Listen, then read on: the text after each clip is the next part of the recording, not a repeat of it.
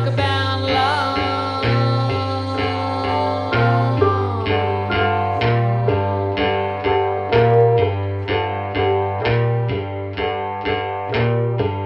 Yeah, I got fears, but I ain't got no love.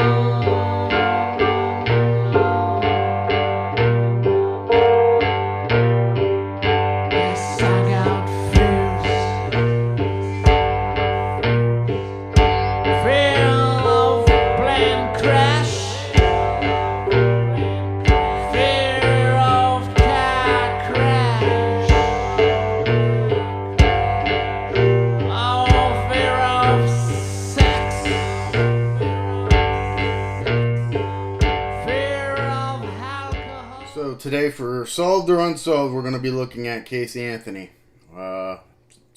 To some people, even the mention of that name just sends shudders down their spine. She was labeled the worst mom in the world, or most hated mother, or something like that. None of that matters to me. What matters to me is the facts. Look at the case, see what you come up with. So for me, I started to do that. It's going to be a week-long journey into this case. Monday, solved or unsolved. Tuesday will be Ken's key clue. What did I see to make me determine what I determined? Wednesday will be the live chat. Wednesday will be the deep dive, where it will be a bit longer, more meticulous, looking and breaking down the evidence piece by piece. Thursday will be the live chat. And then Friday, I'll answer your questions and comments on it. So that's what we're looking at this week. So I don't want to get into the background of Casey Anthony's case too much, because if you're here, you probably know it. But I have a lot of fans that are overseas, and they might not know it. So the brief synopsis is Casey Anthony. She was 22 years old. She was the mother of her daughter, Caylee Anthony, who was 2 years old. And she was almost going to say she reported her missing, but she actually never did. Casey lived at home with her parents, who seemed to be pretty doting grandparents and parents to Casey and her granddaughter, or their granddaughter, Caylee. At some point in June of 2008, I believe it was June 16th, 2008, Casey had an argument the previous day with her father, and she left on the 16th of June with her daughter, and that was the last time her daughter was ever seen, at least by the grandparents again, the granddaughter, Caylee. It's sometime between June 16th, 2008 and July 15th, 2008. Casey's car, which was a Sunfire, was towed because it was abandoned. The parents got the notice in the mail, and they went to pick it up. The father, who was a former police officer, and that's going to be important as we do this week-long assessment, noticed an odor. And if you're a cop watching this, or an EMS worker, or whatever such, you never forget the smell of decomposing human flesh. He smelt that right away. Now there's some differences because there was a bag of garbage that was left in the car as well. And regardless, they brought the car home, pulled it in their garage, and according to the father, the smell stunk up the whole house. It was that pungent. Cindy, Casey's mom and Caylee's grandmother, decided, we're going to call and report the car stolen or missing. And the daughter, Casey, was supposed to have it. They haven't seen their grandchild in 30 days. So what's going on? So she made a couple calls. Finally, on the 911 call, she said, it smells like the car had a dead body in it. That got the police attention. Cindy would later say, hey, I only said that to get the police there. You take that for what it's worth today, but by the end of the week, I will let you know my thoughts on that and everything else. They finally get a hold of Casey. Casey says, hey, I left my daughter, your granddaughter, with a nanny. Her name was Zanny. Zanita Gonzalez. We call her Zanny the nanny. She'd been babysitting Caylee for a number of months, even a year. Police said, well, take me to the nanny. They went to an apartment building. It was empty. Police talked to the manager, and the manager says nobody by that name is there, and that apartment building or that apartment in that apartment complex has been empty for a number of months. So Casey's story is not adding up. Casey says, hey, I told two of my co-workers that I left Caylee with Zanny, the nanny, and, you can verify it through them. They said, okay, well, take us to where you work. She proceeds to take them to Universal Studios and is waving to everybody in the hallways, talks to the security guard, gets her way in there, leading police to her office or where she works. They go down a dead-end hall, and finally Casey turns around and says, all right, I don't work here. That is lying to the umpteenth degree. That takes some balls. So, shortly after that, it might have been that night when they question her, she's arrested. She hasn't seen her daughter for at least 30 days, according to her own accord, and she's not arrested for murder. She's arrested for child endangerment, child neglect. A grand jury is convened. Then she is indicted on murder charges after results from the trunk of her car, after a cadaver dog alerted there, indicated a dead body had been in there. Also in there was a hair that was microscopically similar to Caylee's. And there'll be more about that hair later. In December of that same year, Caylee's remains are found by a utility worker. The remains had been scattered by animals. It had been in a canvas laundry bag and two other plastic bags, been ripped apart, exposed to the elements.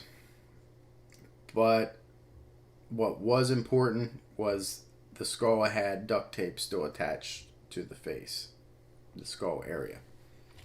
That's going to be important as we move forward in this. Things that I'm going to be looking for, and things I've looked for when I've researched this and looked at interviews and trial transcripts is obviously evidence. But as I've told you a million times on this channel, the evidence is always presented by the prosecution, right? And then they'll have an expert testify to it. Then the defense finds an expert to see something else. And it very rarely, there might be one time that I can recall maybe that the defense can't counter the prosecution. So sometimes you have to take that out of the equation. I know you're saying that's crazy. How do you take scientific evidence out? Well, sometimes, like I said, the defense is just there to confuse. Or sometimes it's there to rightfully counterattack the prosecution. Sometimes you just have to rely on common sense and the totality of everything. That's very important, especially in this case. Look at the dynamics in that household. The mom, the dad, how they interact. Obviously, with Casey themselves and the grandchild. In today's society, and I think it's more prevalent in today's society than in past, the grandparents almost feel as if they're the parents. And they are relied on, or sometimes they take it upon themselves to be overbearing in the upbringing of that grandchild. And I think that's going to play an important part in this as well, and we have to look into that. As always, we're going to look at victimology. Caylee and what's her likelihood of being a victim? Okay, a child is always usually lower impact, meaning they don't always have the same likelihood of being a victim of homicide than, let's say, a 23-year-old adult female prostitute. But depending on the environment that they are being raised or that they live in, you have to look at that for a child's victimology. Of course, we're going to look at the evidence. Suspectology. Okay, who are the suspects in this case? I think that's going to be a very limited pool when we start getting into this. Motives. Very important. You don't need a motive to prove homicide, but a motive is very important to understand homicide. So we're going to try to look at that. And we're going to deduce, possibilities, the probabilities, and we will figure this out. There's no problem. We have to figure out whether, when somebody dies, it's either an accident, it's intentional homicide, it's natural, suicide, all those things, and we have to deduce those to figure out which one it is. And I think we can do that fairly easily. So this is any case that involves a young child, in this case a 2-year-old, being, whether it's an accident, whether it's a natural death, whether it's a homicide, regardless, it brings out some emotions in people, and understandably so. But let's look at the facts.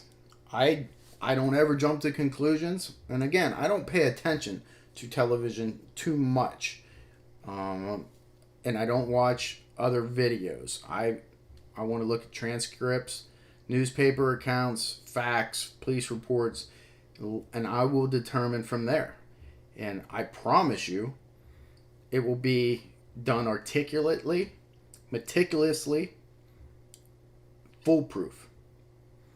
And we will come to the determination, in my opinion, and I'll tell you what I think. And this is important. I want you to remember this.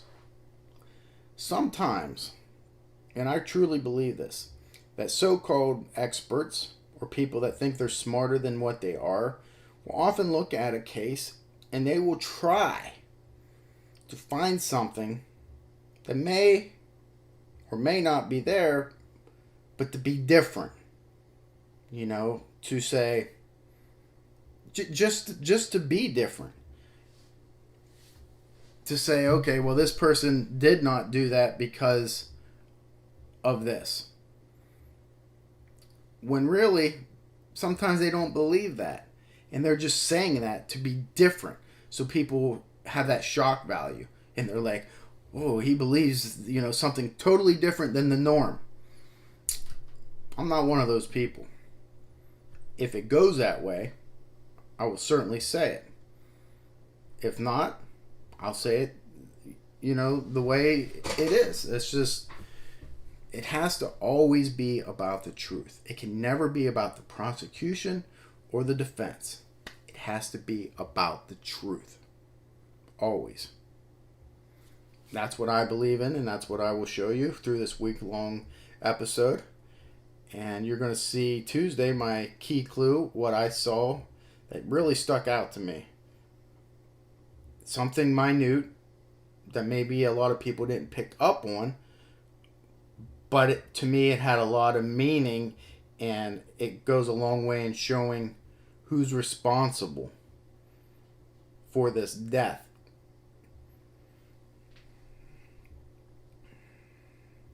So that's going to be it for Solved or Unsolved. Solved or Unsolved. What is it? Casey Anthony was arrested. She was acquitted of these charges. But was it the right decision? Did they arrest the right person? Is it solved? Right now, at this very moment,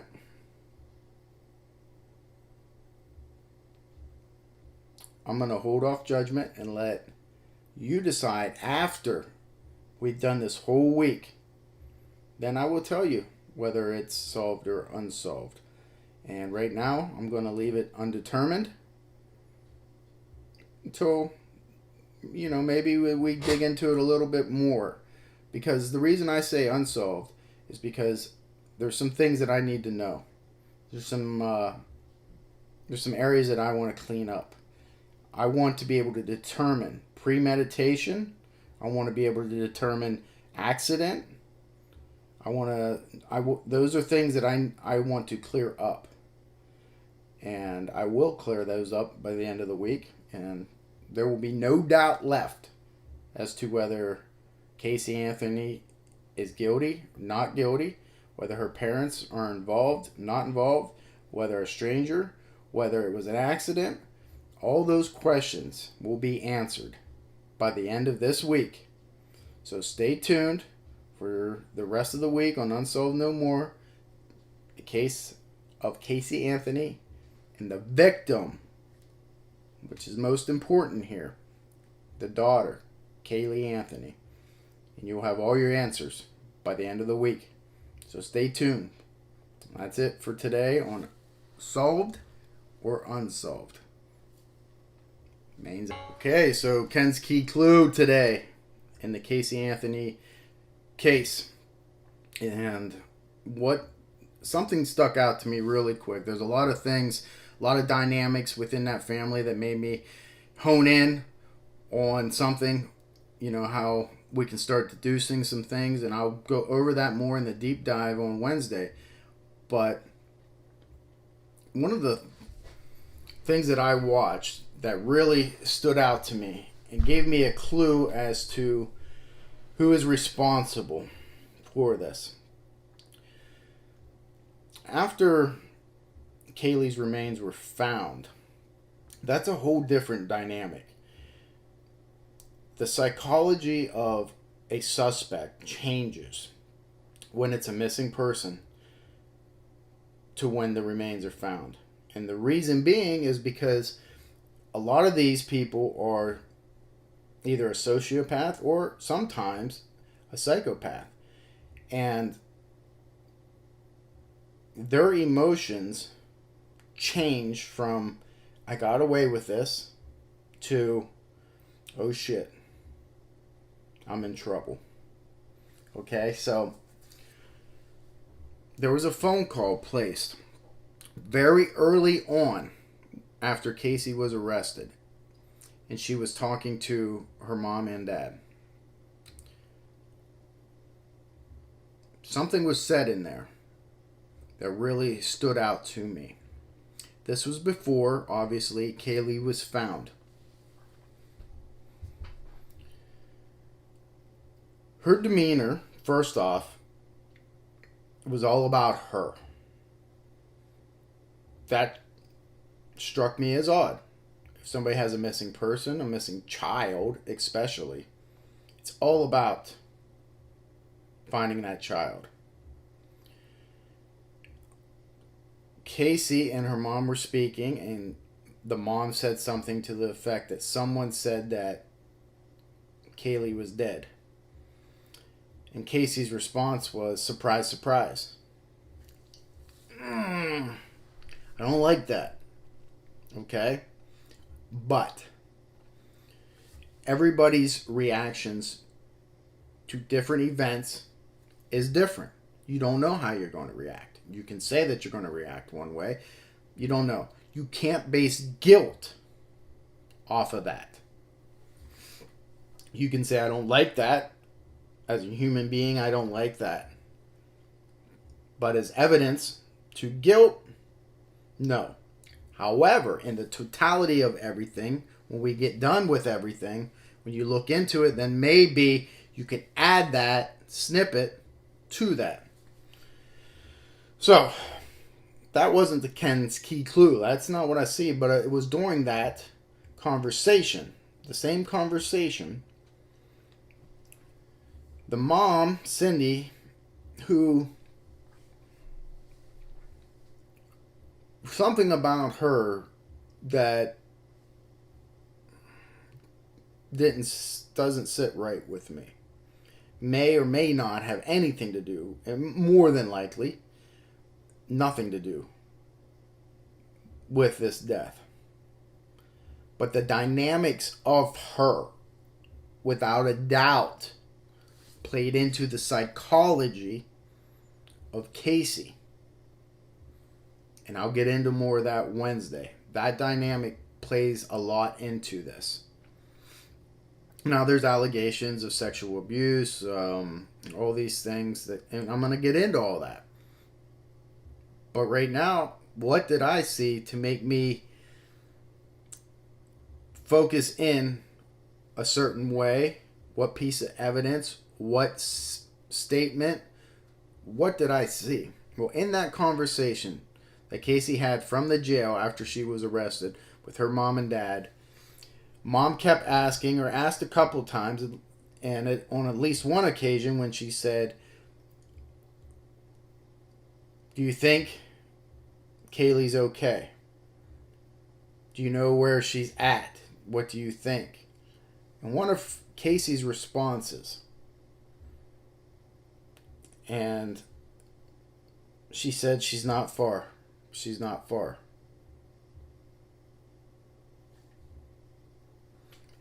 That, my friend, is Ken's key clue. You know what that is? That's somebody who knows where somebody is at. Already, predetermined in her mind. And where was Caylee's remains found? Within a half mile at the end of the street of Casey Anthony's home that she shared with her parents. Think about that statement. Of all the things you could say, she says twice, she's not far. She's not far. Now that is up to interpretation, right? But in the totality of everything, when I look at it, that statement, I think means more than what most people would give it credence for. She's not far. She's not far. Well, there's Ken's key clue. Keep it short, keep it simple. That's it. And tune in Wednesday so you can see the whole deep dive when we get through everything. Victimology, suspectology, evidence, backgrounds, accident, non-accident, the expert witnesses, the defense witnesses, what I think, the psychology and the dynamics that was happening in that house, the allegations that Caylee threw, and also the lawyer threw at the father, all that. The alleged misconduct between her lawyer and Caylee, all that we're going to look at it. So get prepared for Wednesday, because it's going to be I'm guessing it's going to be an hour and a half, 2 hours talk into this case. So that way, at the end of it, there is no doubt. Okay? We'll know for sure what happened, why it happened, the psychology and the motivations behind it, and we can all take a deep breath and move forward. Okay? So that's it for Ken's Key Clue. I'll see you Wednesday on the deep dive. Mains. Okay, good morning. Today we're going to talk about Casey Anthony, and this is our deep dive. So you've already watched Solved or Unsolved on Monday, and Tuesday you watched my key clue, and now today we're going to do a deep dive, and baby, it's going to be a deep dive. I got my Pete's Dark Roast in a Yeti to keep it warm this time. Thanks for the suggestion. I have a feeling this is going to be a little longer video because I want to take my time. I want to go over everything. There will be times when I pause and I'm thinking of something because something is going to come to me. I have a lot of notes written down here. So let's get into it, okay? Casey Anthony. Everybody knows the background of this, I'm sure. That's why you're watching this. If you're not, I'll briefly go over the timeline for you. Casey Anthony was 22-year-old, mom at the time to a 2-year-old Caylee. They lived in Florida with Casey's parents, George and Cindy. In June, and specifically June 16th of 2008, it was the last day that anyone ever seen 2-year-old Caylee alive. On June, strike that, July 15th, 30 days since Caylee was last seen alive, the parents, this is what gets the ball rolling, okay? The parents receive a notice in the mail that their car has been towed because it was abandoned. When George goes to pick up his daughter's car, it smells of a dead body. His words. They bring it home. Mom, Cindy, calls the police. Apparently she calls them 3 times. On the 3rd time, she says there smells like there's been a dead body in the car. And I haven't seen my grandchild for 30 days. Been missing.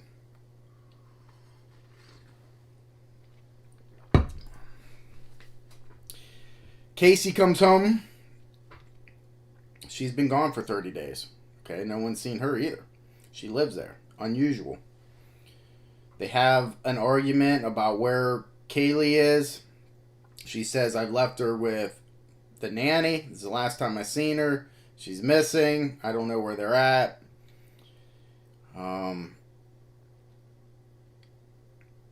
The police go and search for this nanny. And it was Anita Gonzalez. Nicknamed Zanny the Nanny. That name is going to play, I believe, a very important role in this, at least in my opinion, based on the totality of Casey Anthony's background. When they go and look for this nanny, they can't find her. Casey takes police to an abandoned apartment. Manager there says there's nobody that's ever been here by that name. That apartment has not... blah, blah, blah. Casey says, well, you know what? If you don't believe me, I've told 2 other people, co-workers, that, about this. You can go talk to them. Okay, well, take us to where you work. She takes them to Universal Studios, pretends like she works there, walks down the dead-end hallway after waving to everybody, saying hi, hi, and then just turns around abruptly and says, okay, I don't work here. So police, obviously, are now honing in on Casey Anthony. And I think that's where this started to unravel, obviously, for her and her lies. In December 11th of that same year, 2008, so approximately 6 months later, remains were found within a half a mile of Casey Anthony's home.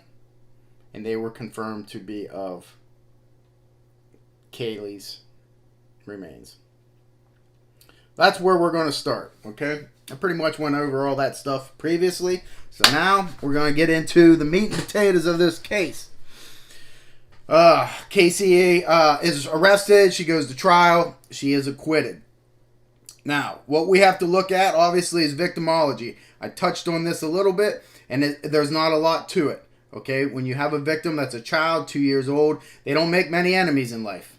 Okay, so right there, you can start deducing. You can get rid of revenge, as a motivating factor to murder. You have to look at who would want to murder a small child. Especially, this is important, and we don't know this, especially when sexual abuse is not present, right? Because serial offenders, serial killers will kill kids. I mean, it's happened in the past numerous times, but there's a sexual component to that. Here, we don't have that. That we know of. Because when Caylee's remains were found, they were skeletonized. So what does that mean? That means there is no more flesh on the bones. Now, Speaking of that, I find that very, I guess I want to say unusual. But again, I'm not a pathologist. I'm not in that medical field. I understand that the body had been out for 6 months in Florida heat. That obviously is going to decay faster than a lot of areas. So I have not seen that. Not to say that don't happen. It obviously did, and I believe that. But it was just something that stuck out to me. We have to look at suspects in this case. Just like we did in John Benet Ramsey, where you try to, you're deducing possibilities to probabilities. So, and we can start weeding out suspects. So, you always want to start inside, okay, the closest. Well, right off the bat, you're going to be looking at Caylee because of her lies. Now, most importantly, her daughter goes missing in June. She doesn't report her missing. Ever. Okay? The mom is the one who reports her missing or makes Caylee do it. What do you think that is? That is an obvious red flag. Her behavior during those 31 days is crucial to this investigation. And I will get into that. Let's stick with suspectology. I think, you're looking at Caylee. Okay, she's a suspect. We don't have to go any further than her lies, her not reporting her daughter missing for 31 days. That's all you need to go on right off the bat for her to be a suspect. Okay? Who else is a suspect? Well, we got to look at her boyfriends at the time. We also have to look at other people inside that house. So you look at George, a former police officer. You look at Cindy. The dynamics in that house. From transcripts I read, from interviews, to me, Cindy is the domineering factor in that house. She runs that house. We can say that they're suspects. Peripherally, okay? Let's now go from suspectology to evidence. Because once you do that, once you start looking at the evidence, now you're going to really be able to deduce, remember, the possibilities, the probabilities, possible suspects. Once we look at evidence, we're going to be able to deduce and get to probable suspects. So listen, here we have, when Caylee's found, she's placed in a kind of not a mesh, a canvas type of laundry bag, a blanket, and I believe 2 black garbage bags. Okay. With duct tape around the mouth of the child. Let's start there and start seeing what that tells us. Okay? It tells me, number one, the body is being hid. Somebody does not want that child to be found. Why else wrap it in those plastic bags? It is found 20 feet, 25 feet off of a roadway into the woods. That tells me something too. If you want something not to be found, you wrap it, much like they did. But wouldn't you also want to bury that body, maybe, instead of just placing it into the woods? In addition, when you look at the aerial maps, which I have obviously, to where that body was found, 20 feet from the roadway is too far to throw something, but yet it's not far enough, in my opinion. You would want to walk 1,000 yards into those woods to make sure she's not found. but it's only 20 feet. Why? Well, I surmise that it is somebody that is not familiar with the woods and or is scared of the woods, more than likely at dark. So why do I say that? That's the thing. You have to be able to back up what you say. You can't just say it. Well, again, 20 feet, you take the time to wrap it in black plastic so it's not discovered, but yet you don't bury it and you don't take it far enough into the woods in order to surely maintain that it's not going to be found, especially quickly. That's why I think that more than likely it was somebody scared of the dark, somebody in a hurry, but not a hurry enough to throw from the roadway, walk in and place it there. You could potentially say, based on that, it's a female. I think a lot of people could make that assumption. I won't go that far. Because I will just leave it at that general term that somebody's scared of the dark, someone unfamiliar or scared of being in the woods. I'll leave it at that. Now, let's start deducing, okay? If they can, what evidence is there at that crime scene? It's not really a crime scene. We don't know that. It could be a crime scene, right? Child could have been killed there. But we do know for sure it's at least a dump site.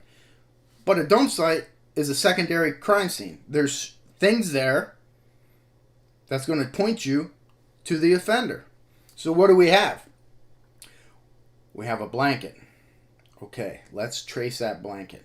Let's find out the manufacturer, where it comes from. Well, guess what? It's a Winnie the Pooh blanket.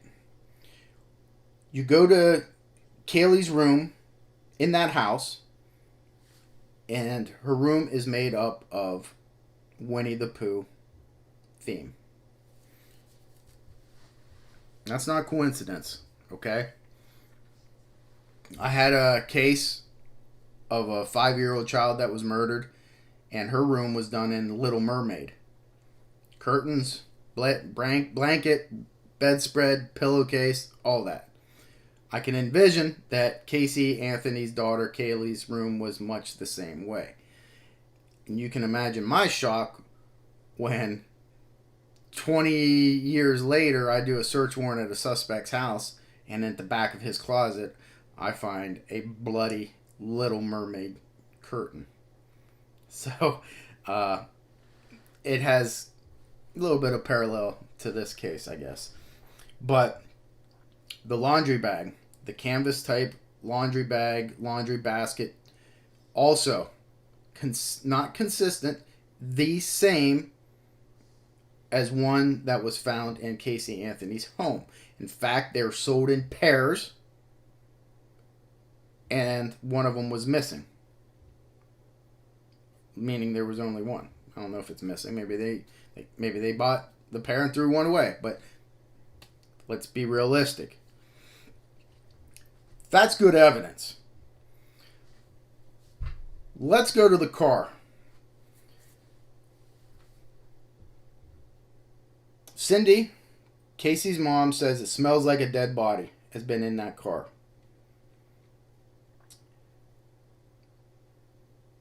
The police do the right thing, okay? Put yourself in the police shoes.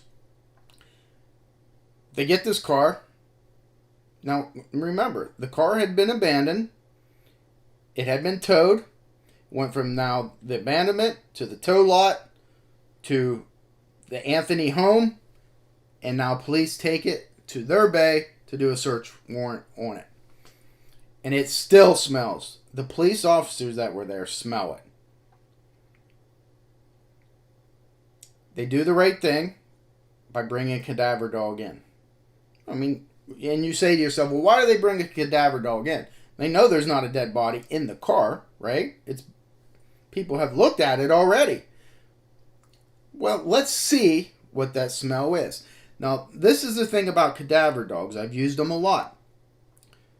They are trained specifically on human decomposition. The dog walks around the car, does what it does, and it alerts. So what does a dog do when it alerts? Does it start barking? Well, its alert is done whatever the handler trains it to do. Most of them will sit. So they're running around. When they find what they do, they sit. So like a drug dog, I've done trainings where we'll take a bag of cocaine and we will place it 100 yards away, bury it, or stick it in a limb in a tree. And you watch the dog work. He's going, he's smelling, blah, blah, blah. And when he gets to that tree, he just sits. That's an alert. In this case, that's exactly what the cadaver dog did. And he didn't alert to the front of the car, the back of the car. He alerted to the trunk. Very important. When they open the trunk, there's a stain. Okay? They take a sample of that.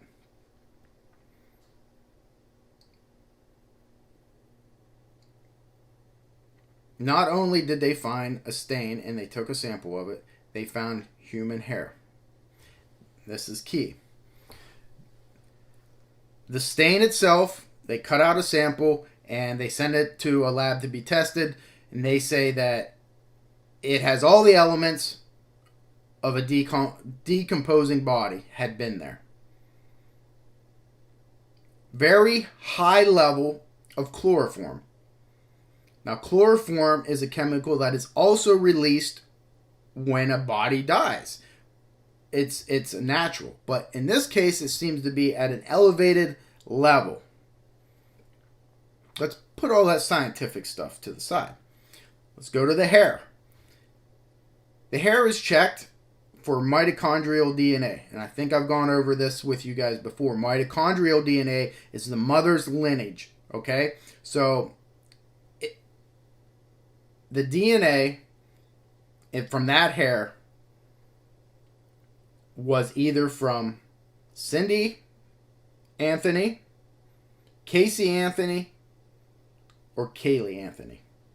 Okay? Those three people. However, now we're going to deduce whose hair it is, right? The hair had a band on it. A black type of, let's say this is the hair. Okay, you see this? This whole length of this pen is the hair. And see this rubber grip right here? Let's say that's the band. A black band in that hair. And that only occurs when a body has died.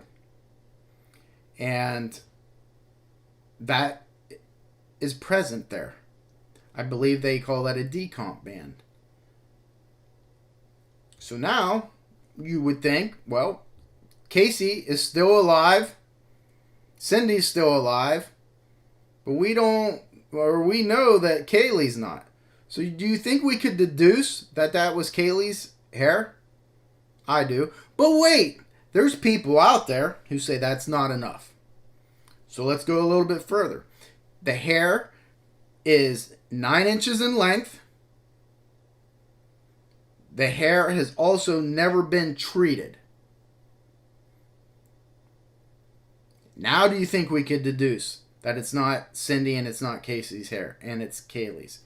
I believe there's enough there to do that. So now we can say there was a decomposing body in that trunk.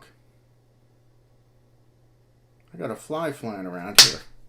You guys are going to think it's an orb because somebody has said that to me before. You seen that orb go behind in one of your videos? That wasn't an orb. That was a fly. Makes me think of the Amityville Horror. Oh, I better check my window. If those windows start filling up with flies, like in the Amityville Horror, hey, Main's really out. Out that door, I'll leave this running to record my final moments, but I'll be gone. If I believed in that stuff. But if a bunch of flies show up right there, best believe I'll become a believer quick. Okay, so we get through the evidence.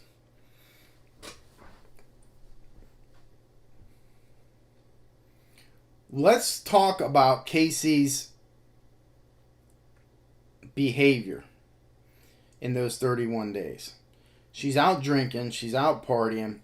Hey, 22-year-old girl, I don't care. But wait, her daughter's missing. Now I do care. People react differently under different circumstances, and I always give them that benefit of the doubt. Is it appropriate? Who's to say what appropriate is? I don't judge. I go off of facts.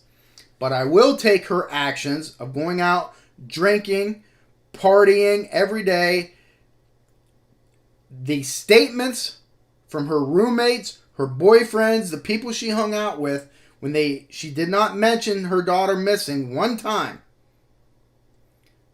Okay, she gets a tattoo. I don't put much stock into that like the prosecution did. What did this tattoo say? Bella Vita, a beautiful life in Italian. I think they put too much stock into that, but whatever. She gets a tattoo.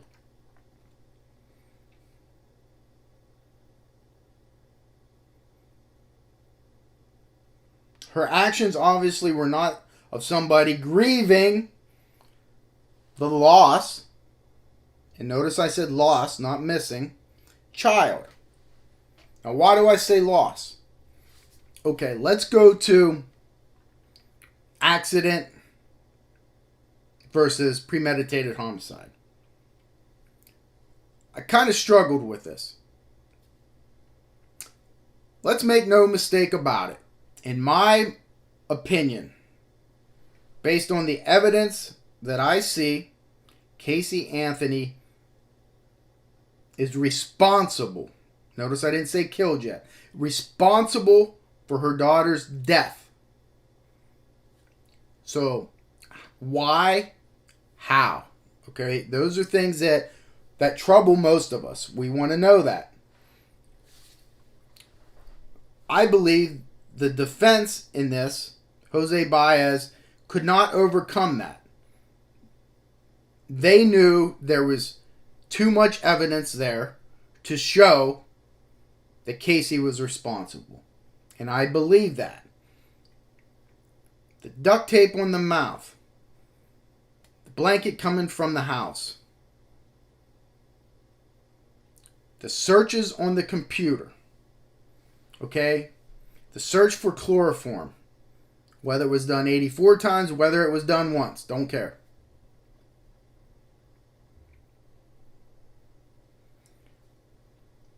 When you have a search done of chloroform, and then there's a high level of that in that trunk where her hair was, that we've deduced, that is Caylee's, and a decomposing body was in there based on the cadaver dog and based off of the readings, the scientific readings of the stain in the trunk.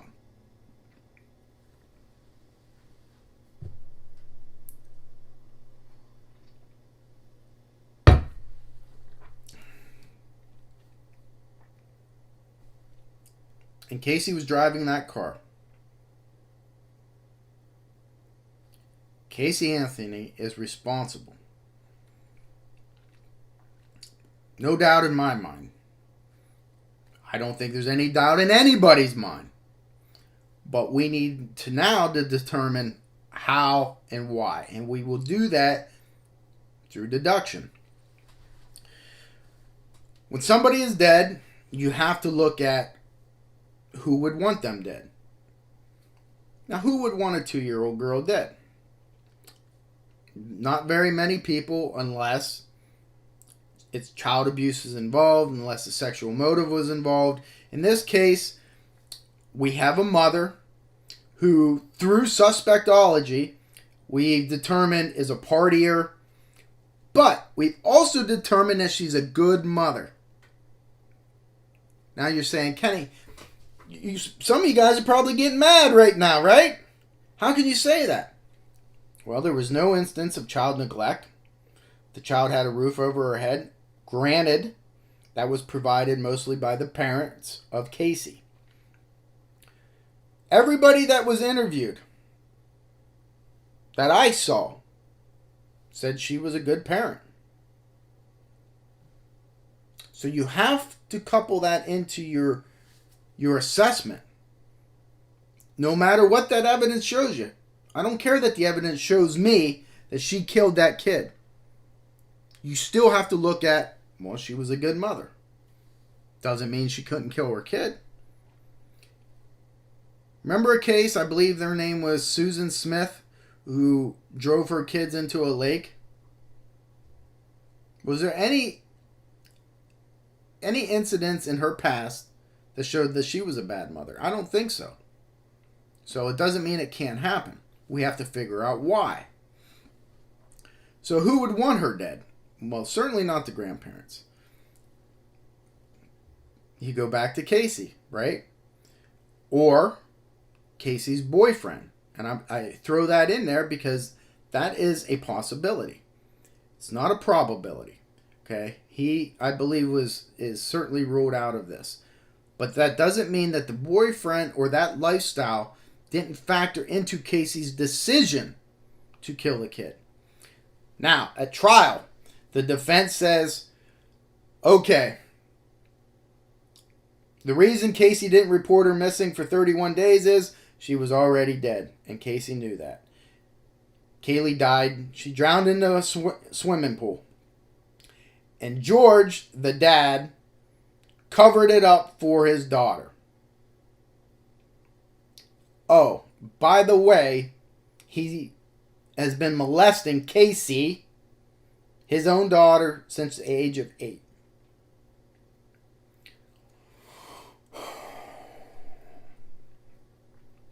To me, and I'm just going by me, everybody has their own opinions, that is how low defense attorneys will go.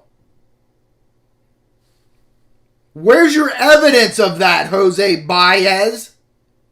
Okay? You just, as if this man's life wasn't ruined enough, you have now ruined it further by insinuating that he's a child molester. You bring it up in your opening statements, but then you don't come back to it at all. You know why? Because the judge won't allow it. Why won't the judge allow it? Because you have no evidence of it.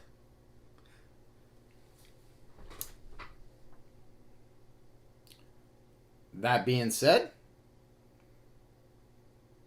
1 million Americans would want Jose Baez as their attorney if anything ever happened to them. Whether I agree with it or not, and obviously you can tell whether I do or not, he did his job.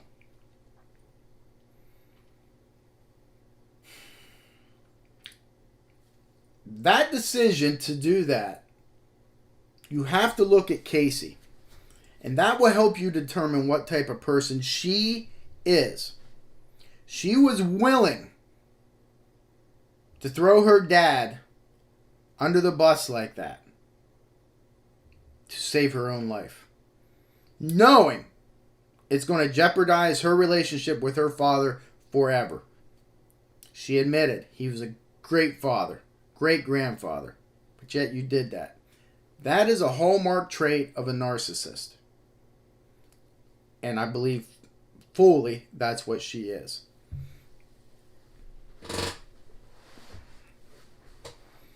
Now that we've decided that Caylee is responsible for the death, when I was looking at this, Zanny the nanny always stood out to me. Okay? Being in the drug world, running a drug task force, a countywide drug task force for a number of years, and working undercover for the FBI and for the county before I became the supervisor, I know, obviously, a lot about drugs and slang term Zanny for Xanax. You know, You don't have to be brilliant to figure that out. I'm not saying I'm brilliant by figuring it out, but I'm just saying my experience. I believe when she says Zanny the nanny, I believe that is a name that she made up in her head long before this murder took place or this death. Because we don't know whether it's a murder or an accident yet. I'll tell you about the end what it is, but I can envision Casey, the party girl, telling that to friends when she's drinking, they're having a good time. Where's Caylee? Zanny the nanny. Meaning she gave her Xanax to put her to sleep. I think she thought it's a catchy nickname. They came up with it and it stuck. I have no evidence of that. That's just an opinion that I have. But when I looked at the totality of everything, it appeared to me that this was an accidental death.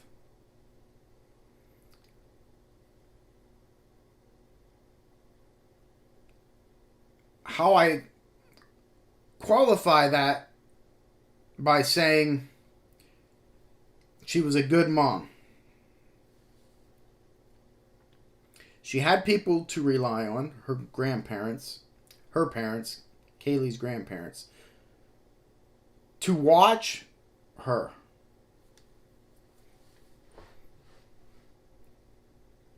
The amount of chloroform in high levels in that trunk, the search on the home computer for chloroform lead me to believe that it is possible that for some period of time, that is how Casey would put Caylee to sleep. Now, you go to the trial where Casey's mom, Cindy, takes the stand and says, I'm the one who looked up chloroform on the computer. I was typing chlorophyll because my dogs were chewing on bamboo. I wanted to know if it was Cut the shit. You just lied under oath. 1,000%. Then the prosecution shows her work records. Hey, you were at work. Here's your work stamps. So if you were at work, how could you be searching that? Cindy Anthony is protecting Casey. 100%. I have no doubt about it. In addition, Cindy said the decomposing odor, when I called 911, said, it smells like there's been a damn dead body in here. You misunderstood me. I was just saying that to get police to come quicker. It was actually a bag of garbage in there. Let me tell you something from somebody that smelled dead bodies before. There is a huge difference between smelling a bag of rotted garbage, and this only had like pizza in it, to rotting flesh.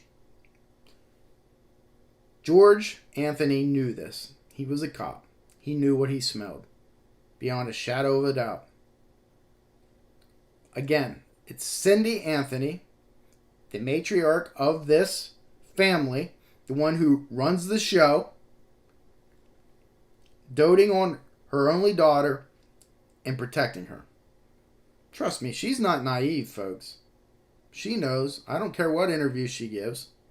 She knows what happened. She may not in her mind want to believe that, but she knows.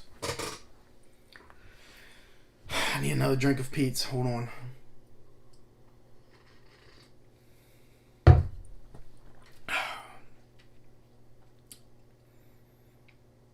So when I said accidental death, the search for chloroform, Zanny the nanny,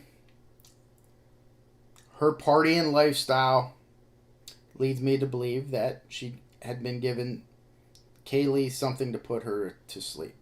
And maybe this time she didn't wake up. That's what I thought. Okay? I was convinced on that for a while.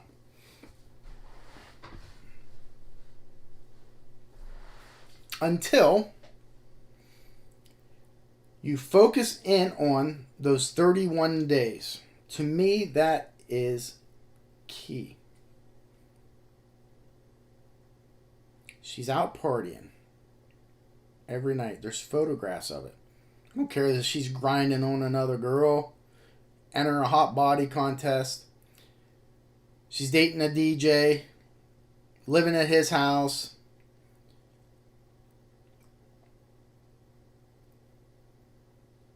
If it was an accidental death, this is very important, so please listen to this.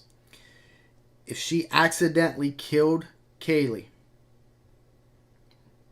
her being a good mother during those 31 days, don't you think she would be grieving at least one night? Instead, she's out partying like nothing happened.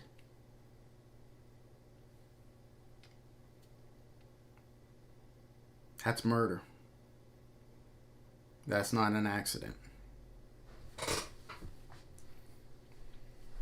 So, it changed from accidental death to murder. Is it premeditated? Now that gets a little harder. But if you go off the searches, now I saw that a new company or something had looked at the search history and they found that somebody searched for foolproof suffocation the day that Caylee went missing. Could have been anybody in that house, right? But then the next search is for MySpace. George and Cindy didn't have a MySpace account, but Casey did. Again, possibilities, right? The probabilities. To me, premeditation does not have to be 5 months in advance, a month in advance. Premeditation could be 15 minutes in advance. So based off of everything that I saw, I believe that it's premeditated murder committed by Casey Anthony. Okay, we've done all this. Why? The prosecution's theory is she didn't want to be burdened with a child and she wanted this other life.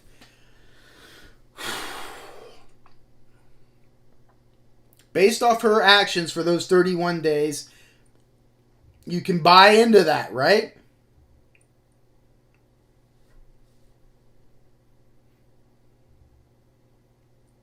It's tough. It's tough. It's tough to come to that conclusion. Yet, I believe that's what the evidence shows.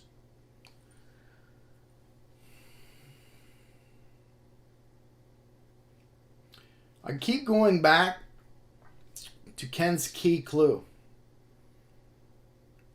When she was having a conversation with her parents from that prison, and the mom asked, "Do you think she's safe? Is she close? What do you think? Where is she?" And Casey says, "She's close by. I feel it. She's close by." To me, that's incriminating. Because she knows she's close by because she placed her in those woods, close by the house. Another thing that I want to look at, or what I observed, and I haven't seen anybody bring this up, or at least it wasn't in the transcripts or something, but the side of the road where Caylee's remains were found, it's on the same side of the road if you were leaving from the Anthony house. If you were coming in another direction, you would have to pull off on this side of the road. Do you know what I mean? It's easier to not cross the road, carrying a dead child, whether it's wrapped in something or not, when you're already on the right-hand side of the road. I thought that was important. the remains being found on the same side of the road that you would be driving from leaving the Anthony house, with the Winnie the Pooh blanket and the laundry bag, which all came from inside the house.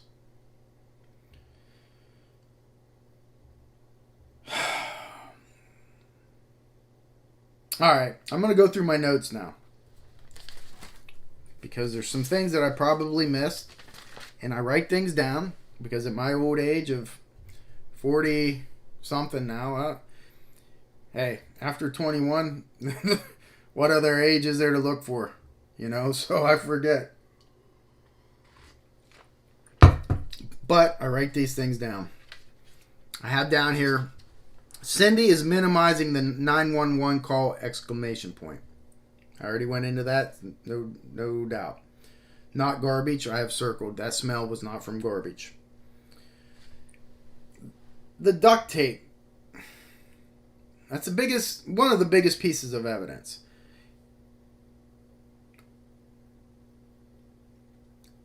When you consider accidental death, say this is an accident, whether she drowned in the pool or Casey gave her too much drugs to quiet her or make her sleep through the night and she died. Do you put duct tape over the child's mouth once she's dead? Why? You don't stage an accident to look like murder.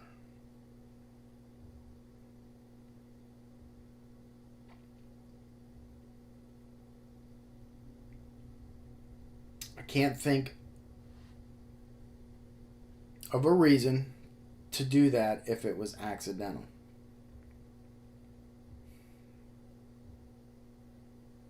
I'll get into the duct tape later.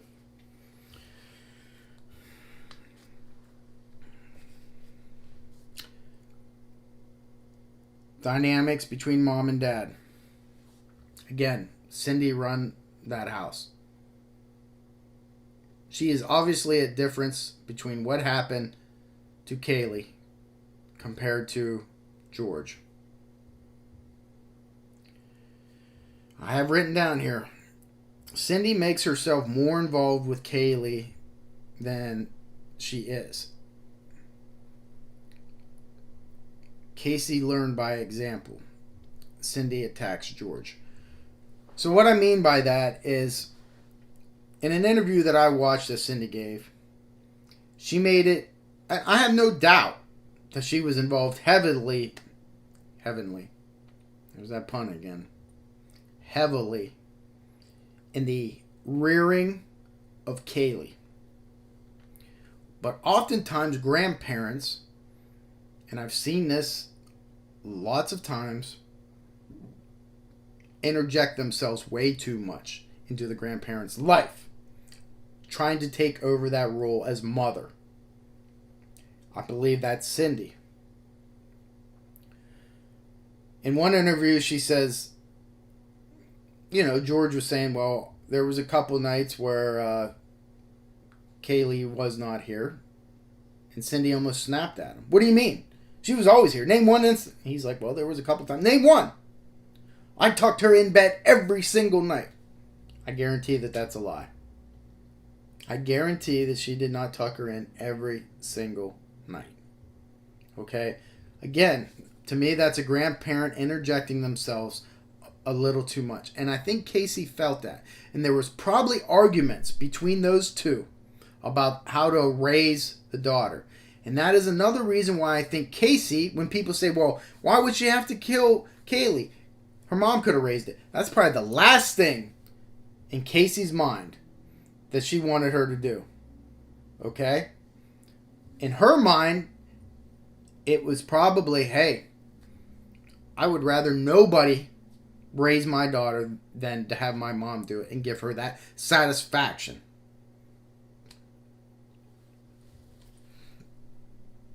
The gas cans being stolen. I sat and pondered this. Okay? They hadn't seen Casey in those 31 days. George comes home, finds his shed broken into, and his gas can's missing. Casey's there.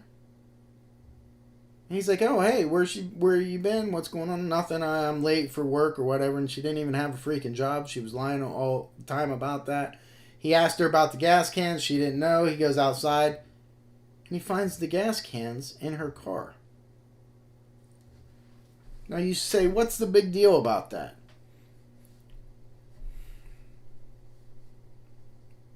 Why was she getting those gas cans? Was it because she had no money? She needed gas for the car? Remember, that's why the car was towed to begin with. Or is it something more sinister? I don't know. I don't know the answer to that. And by sinister, I mean, was there thoughts of burning that body? Maybe not. I don't know. But those gas cans, why did she take them? Is it just because she ran out of gas? If she ran out of gas, how did she get there? Or did she borrow another car? And I don't think that's the case. I think they said it was the Pontiac Sunfire that was there. Because he said he went out to the car and he didn't smell anything then and saw the gas cans.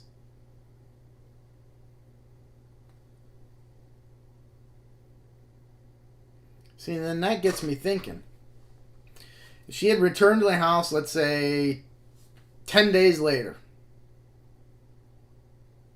George goes out, he observes the gas cans in the back of the Sunfire where supposedly Caylee's remains or a decomposing body was, and he didn't smell anything, then that means she either wasn't dead yet or was laying somewhere else dead before being placed back in that trunk.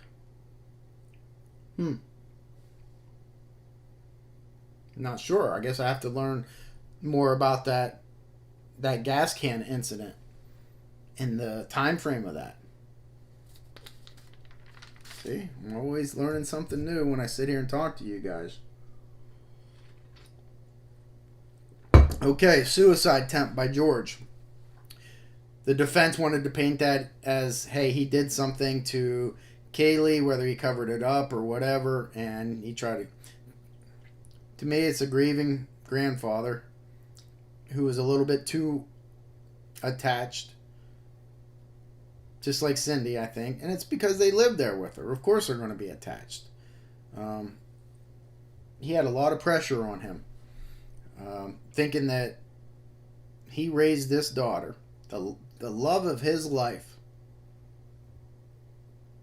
and she basically not only killed her own kid, but threw him under the bus and said that he was sexually molesting her.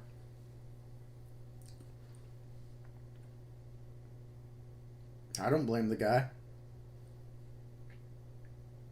I understand that he wanted probably to end his own life.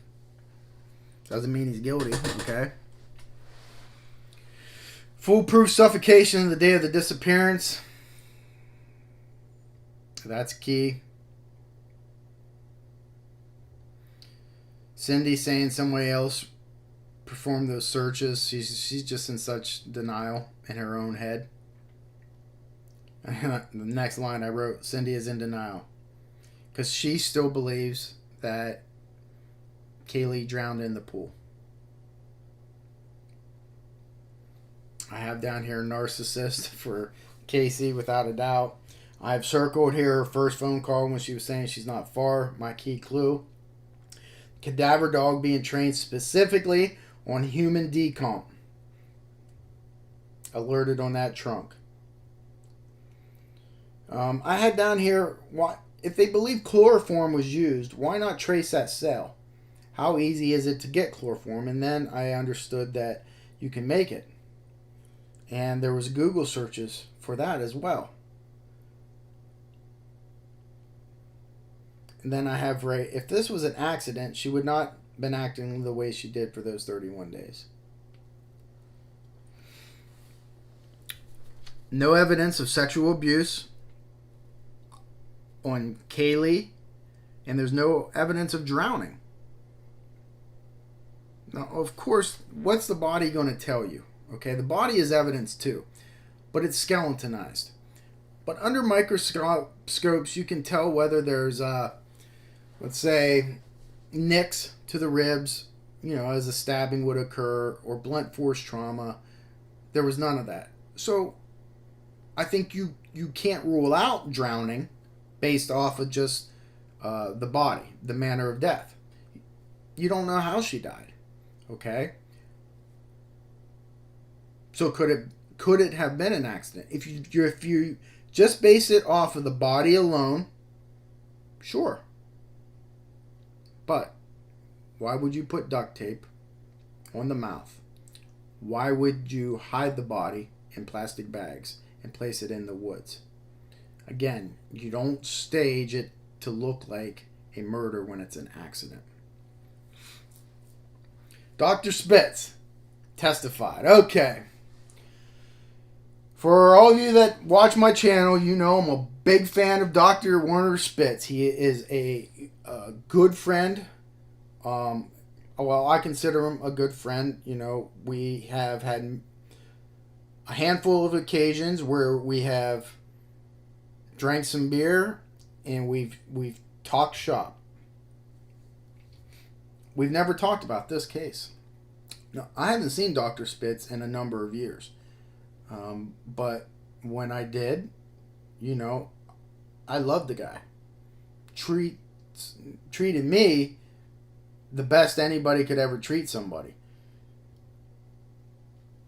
With that said,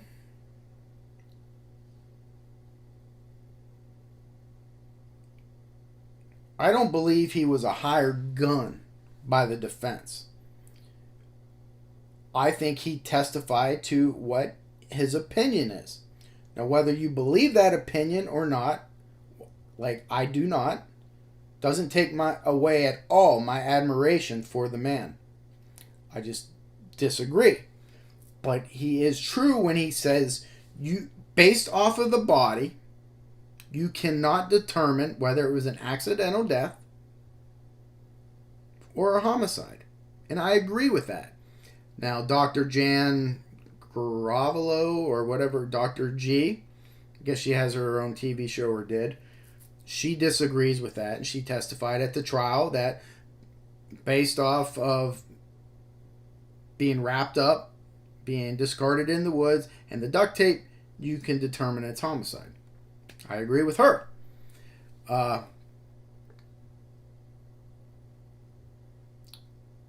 Dr. Spitz testified that if that tape was around Caylee's mouth to kill her, okay, the prosecution contends Casey gave her drugs, then put the tape around her nose and mouth to suffocate her, and let her sleep. And she died. Dr. Spitz said, hey, if that was the case, you would have Caylee's DNA on the inside of that tape that was touching the child's mouth. And you would have the offender's DNA on the outside. Well, with all due respect to Dr. Spitz, and you know how much I respect him, I disagree with him here because you don't always leave DNA, number one. Now, I will agree that Caylee's DNA on the inside of that tape, the sticky side, should be there. However, you must take into account the body being, and that duct tape being left out for 6 months in the elements, the Florida heat, getting wet, all those elements destroyed the human flesh. To think that it would not destroy the flesh and the DNA that was attached to the sticky side of that tape is ludicrous. So I will disagree respectfully with Dr. Spitz on that occasion. Again, and I have written down here, why duct tape? To me, it comes down to 3 reasons that we have to deduce which one it is. Suffocation. Put it on there to suffocate her. That's the prosecution's theory. Staging. To make it look like something that it's not. And thirdly, what I think, maybe, keep her quiet. To keep her quiet. Not as in, I'm going to put her in bed and I'm going to put some duct tape around her face to keep her quiet. No, I don't mean that.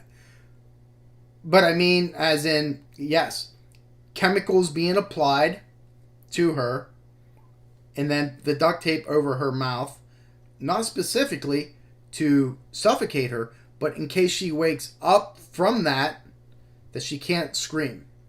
Those are the three things. Now, can we deduce which one? Well,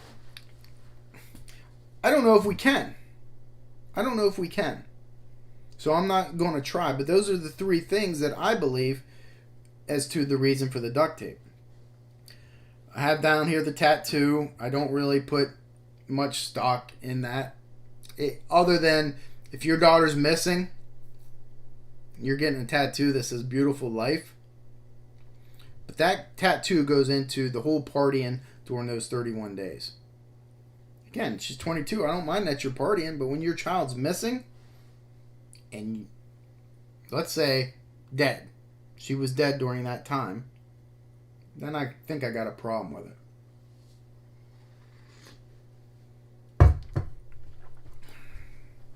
Zanny the Nanny, I have made up by Casey. I have no evidence of that, I told you, but I can just envision her partying with her friends, and they're like, they're dancing. Well, where's Caylee? Zanny the Nanny. And they all laugh about it. Now, I don't know if that's common. If it's common that, I'm going to put quotes here, parents, because what kind of parent would do that to a kid?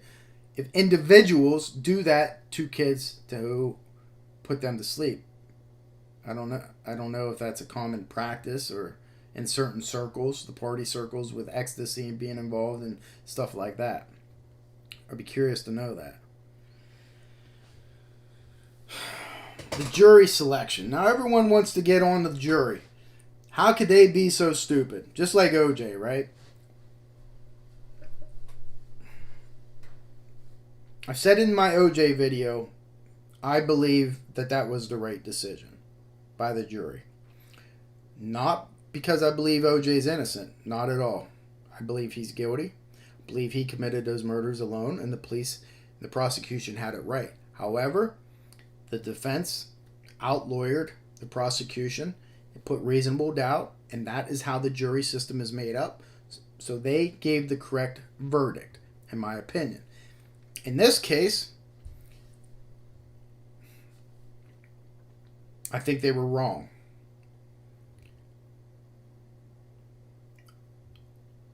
I believe Jose Baez did an outstanding job as a defense attorney. There was more evidence in OJ. Okay? But that was not explained away, but the seed of doubt was planted. There's my pun again. Planted by the introduction of Mark Fuhrman. In this case, they attacked the credibility of Casey's father because that's all that they had. When you can't determine the cause of death, I think that was reasonable enough for the jurors to not convict her. But not convict her on any count? I think there was enough evidence there, in my opinion. So, but what you have to realize about jurors is jury selection. It's not like you just walk down to the 7-Eleven or the Unimart and you say, hey, you 11, 12 people with the alternate, come here and listen to this and decide. No, there's a jury selection. And the prosecutor and the defense get to strike jurors. So you had this national media, right, on this case, and everything's pointing towards her guilt. And everyone sees it. Everybody sees it. Everybody that's watching sees it. So they get these jurors in there. Hey, have you been subjected to the Casey Anthony trial? Yes. Well, what's your opinion? Oh, my opinion is looks like she did it. Well, can you be fair and unbiased? Yeah, I can. But the defense says, no, go. And that happens. So when you start doing that, who are you left with in that jury? People that don't believe it. So now the prosecution has to convince people that are going into it that already don't believe that she's guilty. That's my opinion. I have here the chloroform being in a high concentration in that trunk. Chloroform, the defense wants to say, is in cleaning products. So if somebody cleaned that trunk, okay, but they got it from a stain. That chloroform doesn't explain the Google searches on chloroform. It also doesn't explain the cadaver dogs alerting on that trunk. Okay, so it's the totality of everything. You know, the defense just wants to strike at one thing.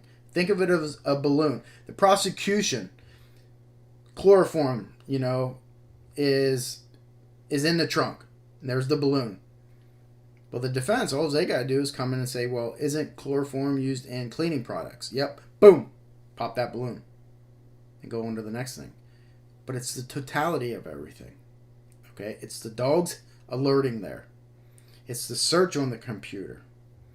So then you can infer that chloroform was used either as a decomposing body and the gas is released, or being used as a drug, or a combination of both. You can infer those things. Think of it like this. Let's say it's a sunny day outside, right? Good, nice sunny day. You're inside. You have no windows. You have no nothing. You're inside for 2 hours. You come outside and it's overcast, but the ground's wet. Well, you were inside. You did not see that it rained, right? But you can infer that it rained based on the totality of everything. The overcast lighting and the water being all over the ground. You can infer that it rained. That's what you got to do here. I have big letters here. Cindy's a liar. I believe that. Obviously, Casey is. You know, obviously.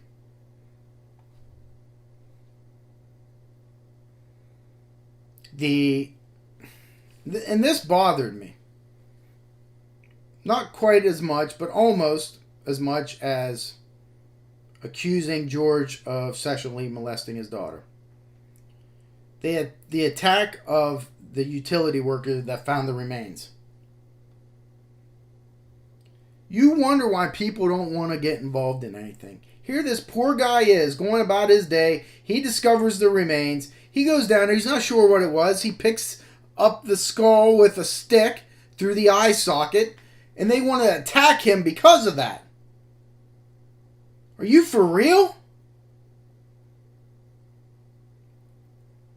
Oh, that bothers me. This guy did nothing wrong. And they want to attack him for disturbing a crime scene? How did he know what it was? That's what I hate about defense attorneys. I really do. I mean, I get they have a job to do. So you have to separate that. And I have. I've had defense attorneys attack me on the stand, later in the hallway, apologize to me. And in the beginning, I couldn't take it. I would snap at them. Hell, one hired me to be his detective. So, I mean, I understand, but it really upsets me. And I have down here, the last thing that I wrote is she died at home. Okay? And I believe that. Believe that based on the Winnie the Pooh blanket, the laundry basket, everything coming from the home, the location a half a mile from the home on the same side of the street where she would park and dispose of the body. All those reasons, I believe Casey Anthony is responsible, and it's premeditated murder. Now, I did see where the prosecution had said that he believed that she was murdered by Casey by giving him the chloroform, putting the duct tape over Caylee's mouth and face so she couldn't breathe, put her in the trunk for a day, went to her boyfriend's house, and then the next day disposed her. I don't buy that.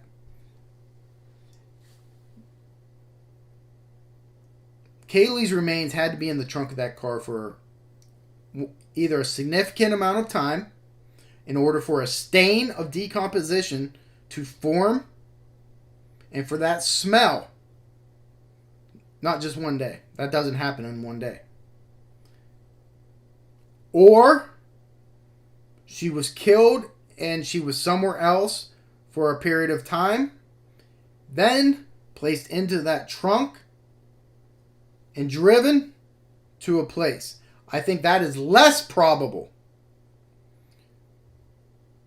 than Caylee just being in that trunk for a significant amount of time in order for decomposition to occur, for the stain, for the chloroform, for the gases to all build up into that trunk. I believe that she was probably there for at least 5 days. At least. Could have been there longer. So that's what the evidence tells me. Okay? Alright, I'm done. I'm done talking about Casey Anthony. Okay? She's acquitted, which was the wrong choice, in my opinion. And I believe that she got away with murder. She's not the first. She won't be the last. You know, I don't even want to go into the allegations of her paying Jose Baez off with sex because she had no money and being caught by the private investigator for the defense who saw Casey running into the conference room naked and then talking to Casey saying, you can't do this. And Casey says, well, I have to. I got no money to pay him. If that's the case, you're talking one sleazy freaking attorney.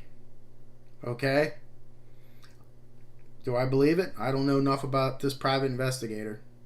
You know, the people that know the private investigator, know his character, and know Jose Baez and his character, they would be the ones to ask to say whether they believe that or not.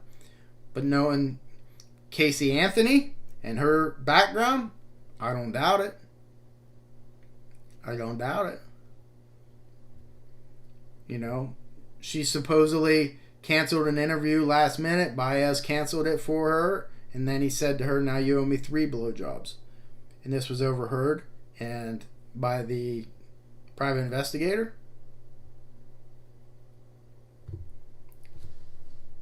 And he swore to it in a deposition.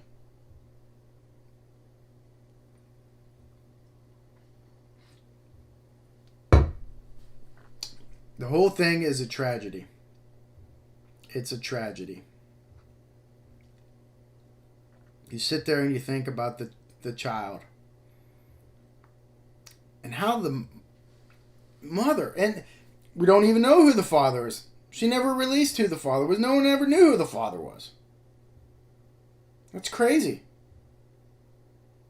I think that, again, goes into the psychology of Casey Anthony, where it's all about her. Her fun. Her life. Out partying. It wasn't an accident. She was a good mother, quote unquote, by all accounts. If it was an accident, she would not be out partying and doing those things. She would feel remorse, feel some sort of grief for what happened. I didn't mean to kill my daughter. You know? Didn't see that. Instead, she's out. Living life, having fun, grinding on other girls, drinking, throwing up, entering hot body contests. To me, that's somebody who deliberately planned to kill their kids or their child and has no remorse and is going on with life just the way I wanted. Basically, everything the prosecution said. And you know me, oftentimes, I don't agree with the prosecution just to agree. You know, I think they got it right this time, and the jury got it wrong. So that's it for Casey Anthony Wednesday's deep dive. Thursday, tomorrow, we're going to be live, and we're going to discuss this case like we do every Thursday. Friday, I'm going to answer your questions and comments about it. And then next week, we're going to start a new case, and I don't know what it's going to be yet. This one was a little bit emotional draining for me, but check out our new Instagram and Twitter accounts, Unsolved No More. I think it's hashtag Unsolved No More. I'm not up with all that stuff, but the person who runs it, that's what it is, I guess. I don't know. She does a great job, and I just want you guys to go and check those things because she often posts our upcoming schedule and what's going on, so you'll always be informed of what's happening at Unsolved No More. The channel continues to grow, and everybody seems to like the new format. I like the new format. I like being able to talk and teach you guys what's going on and what a detective sees, when we look at certain things. And I hope I continue to do that for you on these cases going forward. Merchandise. A lot of question about merchandise. For some reason, it doesn't show up on cell phones. So it's like you have to go to a desktop, go to the Unsolved No More page, and on one of the tabs it says store. You just click on store, and it gives you all the sweatshirts, and we'll have some more stuff coming out. And November 28th, I believe, I will be on the Reels channel. The show is called Friends Speak. And on this episode, it will be about Lonnie Franklin, the Grim Sleeper. And I'll be interviewed on that, so check that out.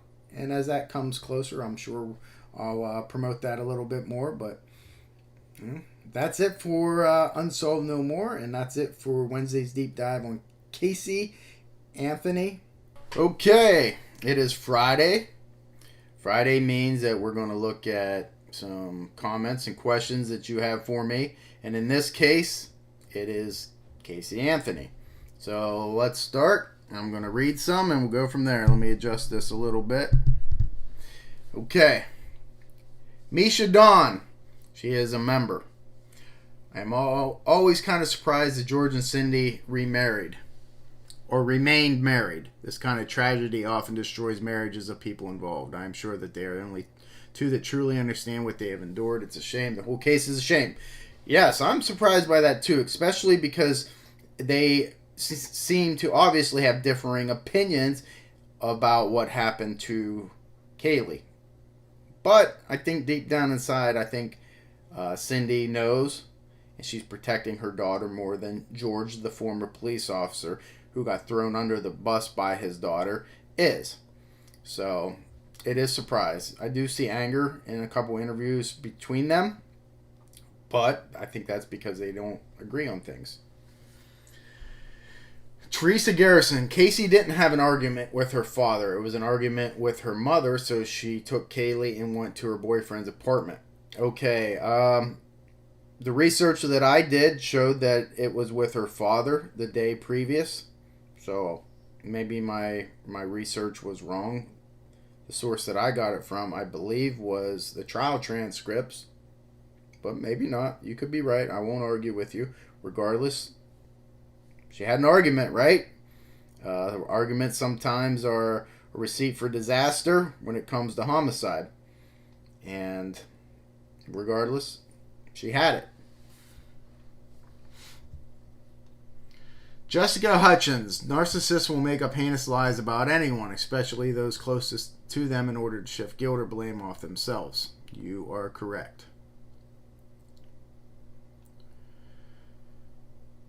Judy Holiday. I listen to all your videos, however, I have to pass on this one. I was very involved in this case to the point I know someone that was close to this baby killer. I hope you give Caylee her justice because that slack arse jury didn't. I understand your frustration. I'm not trying to give justice to anything or anybody. I think, I'm just reviewing the case and giving my opinion on what I think. So, I'm sorry that you can't watch this. Miranda Freights Healy, Zanny the Nanny, question mark. Ken definitely knows what kind of nanny that is. Well, I explain it, obviously, in the deep dive. I believe that was the nickname for Xanax. And, again, doesn't take a detective to figure that out. I mean, 3/4 of you people know that. And I believe that was the nickname she gave, and she was probably giving her Xanax all along, calling it Zanny the Nanny.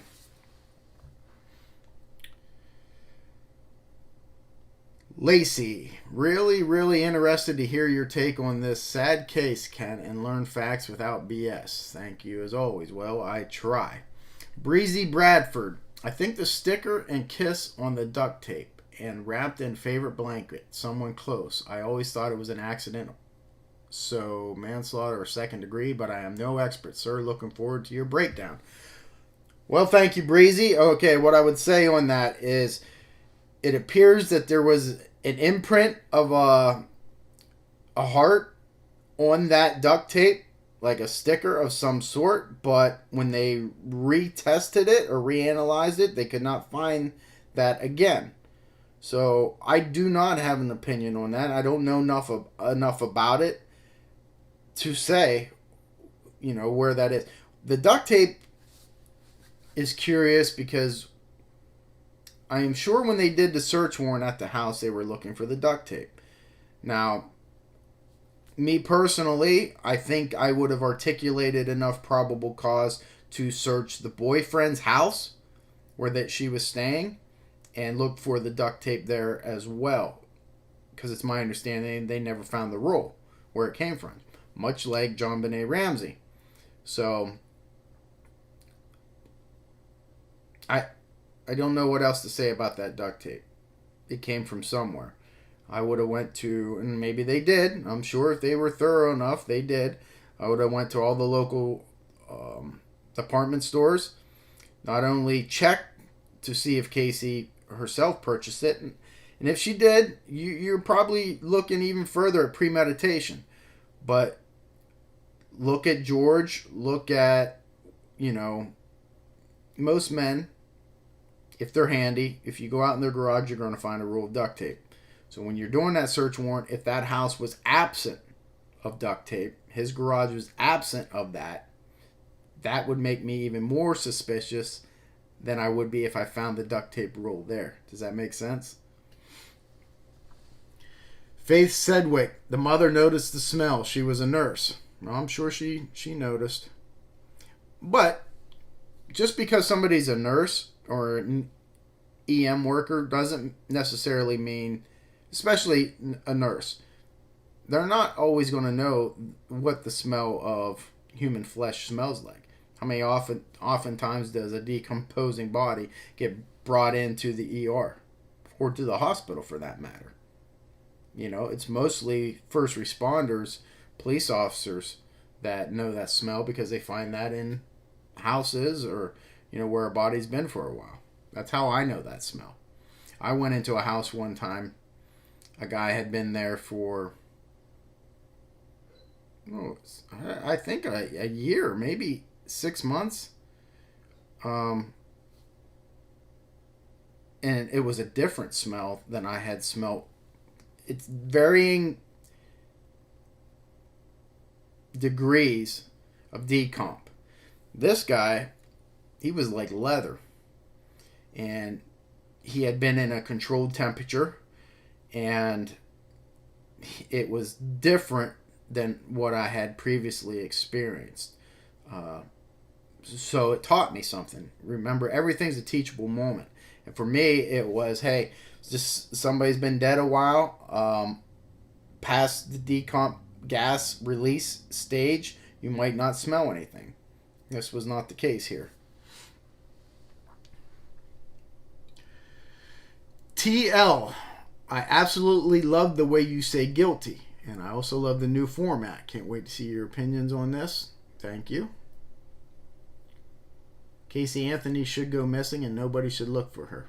John Mancuso.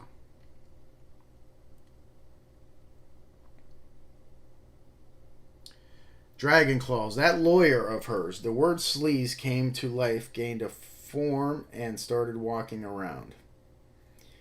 Yeah, I mean, I get that. And I've had that feeling a lot of times with defense attorneys. But I've come to realize not everybody sees things the way you see them. So you have to be able to, I guess, not put your feelings into it. Like initially, I hated all defense attorneys.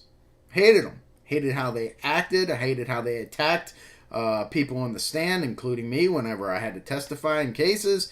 But I come to realize, hey, their passion is to protect the clients. That's their job. Now, there are some sleazy attorneys, and they really encompass that dynamic, but there's some really great attorneys that just do their job. It's a fine line, I think. And I'll leave it at that. I will say, and this is my opinion, if an attorney, whether it's Jose Baez or anybody else, and this, well, I'll just stick with this occupation as an attorney, is allowing their clients to give them sexual favors in return for their services, without a doubt, 1000%, I would call them sleazy. And they should be disbarred and any other actions that are taken. I'll leave it at that. DF saw the judge of the trial, interviewed last week. He said the cadaver dogs and the smell of the chloroform in trunk was enough for him. Plus saw her bodyguard. He said she was incredibly selfish. Well, all those things are pretty much true, and I believe that. I had somebody else, and I want to get this because I might not see it on here, ask me about the reliability of cadaver dogs. Listen, I've seen cadaver dogs alert more when nothing was there than I have when there was there. See how I am completely honest. I could certainly say, hey, I think Casey Anthony is guilty because of these reasons, and I could sit here and basically lie and say, well, cadaver dogs are always reliable. I've always seen them, but it's not true. On the Hunt for the Zodiac Killer show, if you watch, I believe it was episode 3, where we're looking for the remains of Donna Lass, those 3 different cadaver dogs alerted in the exact same spot. We dug and there was nothing there. Now, does that mean nothing had been there? They're alerting for a reason. So, and we're talking years, decades. In this case, with her trunk, when it's fresh, I believe in the reliability of that cadaver dog in the Casey Anthony case that alerted on that trunk. But I didn't need that cadaver dog. All I needed was those police officers to say there was a dead body in there. That's all I needed. Now why? Just because they're cops? No, that's not it at all. Remember, it's not about the prosecution or the defense. It's about the truth, okay?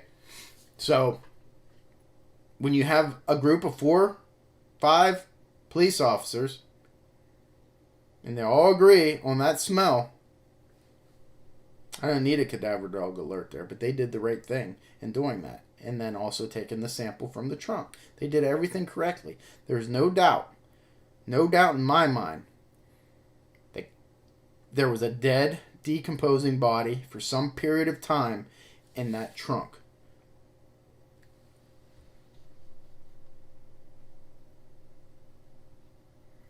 Can you please take a look at Natalee Holloway case? Thanks.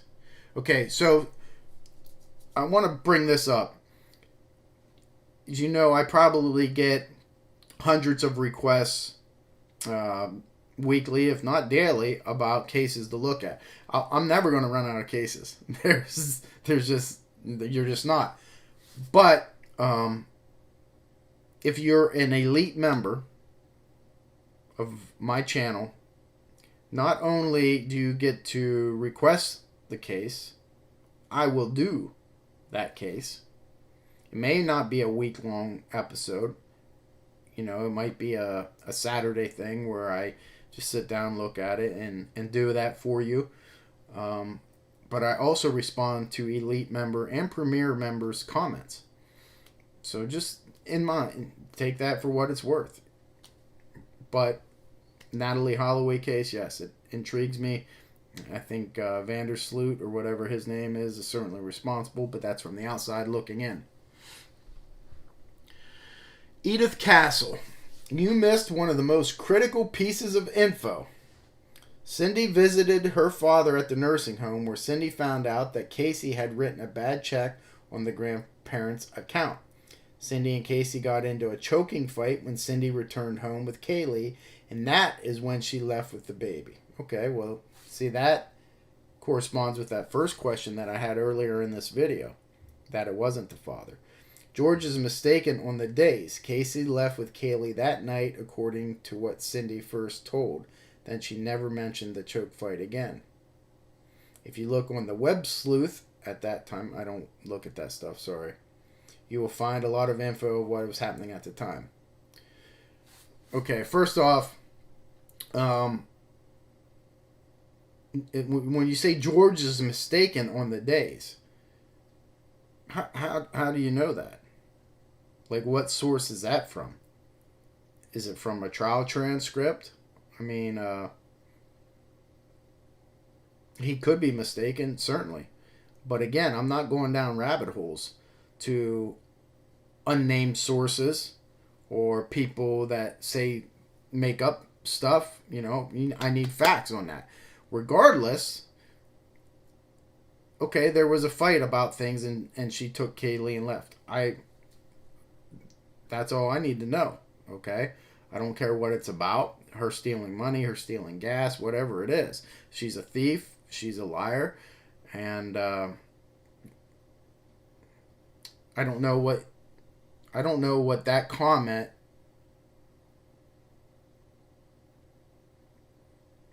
will do to move the case or my assessment, change it any differently. I don't think it does. They got into a choking fight. Does that say anything to me? No, I mean, it goes along with the dynamics in that home, which was not good. And I think Cindy was an overbearing grandparent. You know, I think she was one of these grandparents who think that she's the parent. And I think that rubbed Casey the wrong way. That's my opinion on that. Phoebe Beach. My favorite part. She leads them through the halls of corporate offices, waving at people. Has to finally turn to the cops and say, I never really worked here. Wow. The set on her. Yep, I agree. I mean, man, she's a liar. Pathological, in my opinion. Laura Sear, sometime in the near future, could you please look into the Gabby Petito and Brian Laundrie case? I kind of did, but, you know, I'll leave that to the other people out there. It's not a cold case. And I did a video, a quick one on Gabby in a Q&A because people were requesting that. So you'll have to go back in the videos and look. Lucano Lalo. This isn't a cold case. Well, I guess it depends on how you look at it there, Lucano. I would say that a cold case to me is any case where there's doubt. not one that's just unsolved. And this case had doubt. It had doubt in my mind, not only as to who did it, but why, and the motive, and how it happened. So that's why I looked at it, and that's why I believed it was a cold case. Claire, I still find it truly unbelievable that any jury let off Casey Anthony. Well, I think your sentiments are echoed by a lot of people. Darlene Agena Hombaker. Duct tape around the skull does not equal accidental, in my humble opinion. Love your ethics. Hard to find people who think the same way in this day and age. Well, and I said this before, and I'm going to put usually in front of it. You usually do not stage an accidental death to look like murder. However, that's not totally impossible. It could have been staged to look like a kidnapping.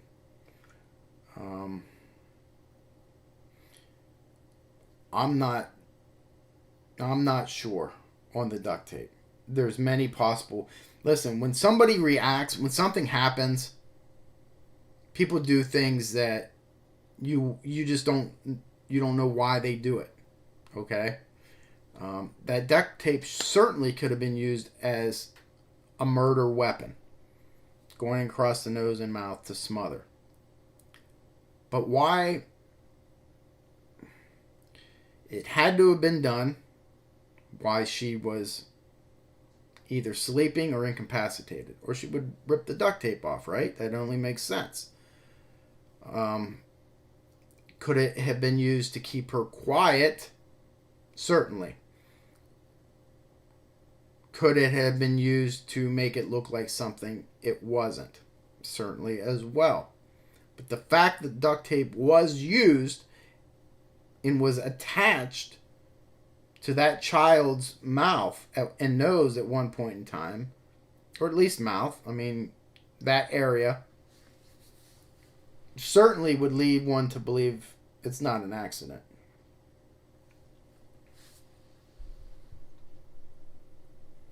David Page. Oh, good grief. Are you going to blame George again?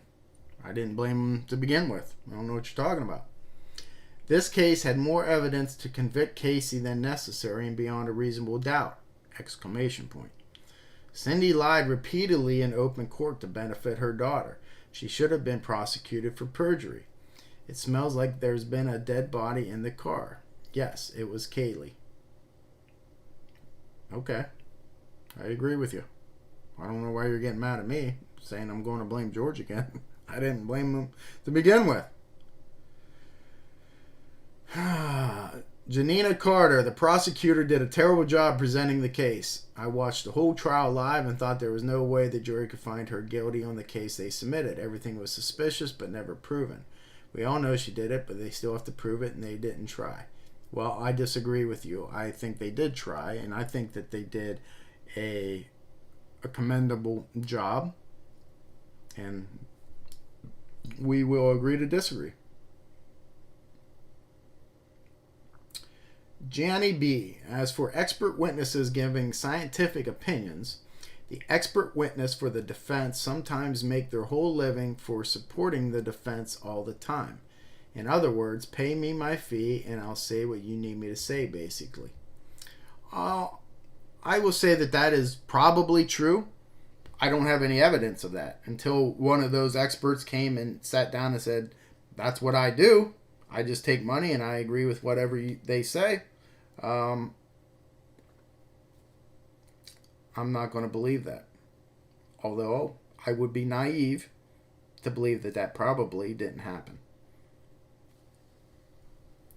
Nate Green, your content is good, but your intro is pompous and cringe AF.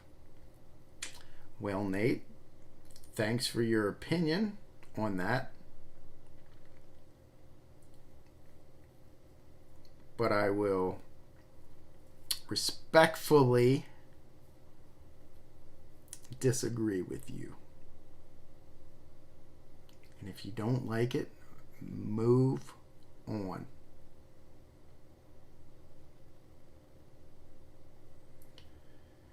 The thumbnail of this video makes me sick to see her sneering like she always did. Yep, that's why I put it there.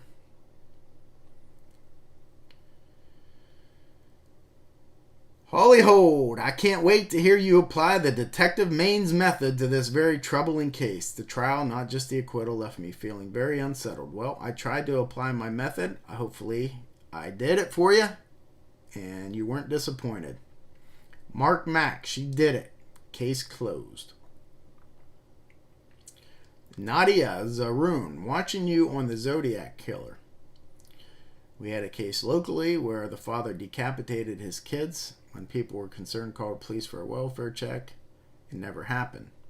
But when they called to say the smell a gas leak, everyone showed up and they found the kids. Okay.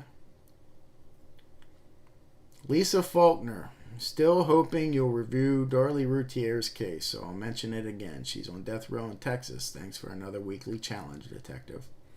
Well, Lisa, Cauteraz, Cheryl Hamilton, BSE, Tribe B Bill, all that agreed with her. I will let you in on a little secret. Darlie Routier's case is next week. I'm going to do it for you. Mama Tried t-shirt. Whether you're being honest or sarcastic as related to this case, I love that shirt. Well, somebody did pick up on it. That's all I got to say.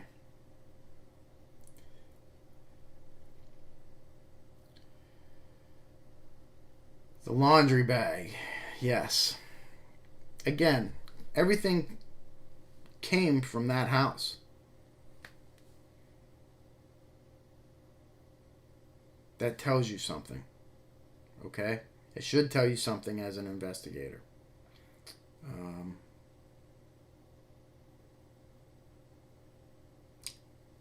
Tells you there's no intruder. It's from inside that house. Just like John Benet Ramsey. It's from inside the house. That's what the evidence shows. All right. I think that is all for these questions right now. I could probably do another hour or so, but let's get to Jim Aiken. I believe that Casey Anthony had been using chloroform to put the baby to sleep so that she could go out and party. I think that in her ignorance, she overdosed her child and killed her. I don't think she intentionally killed her, but she still should have gotten a long prison sentence. See, that's what I originally thought, Jim. But then I look at her behavior during the time that the child was dead. Those 31 days. Missing or dead. She was dead. There was no remorse. If she accidentally killed her child, I believe there would be remorse there. I didn't see that. And that is why I think it was premeditated murder. If that makes sense to you.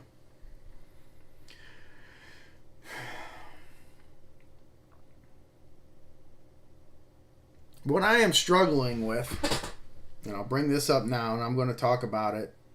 Why it's on my mind is the gas cans that Casey came and took. Whose vehicle did she come and get those gas cans, and why?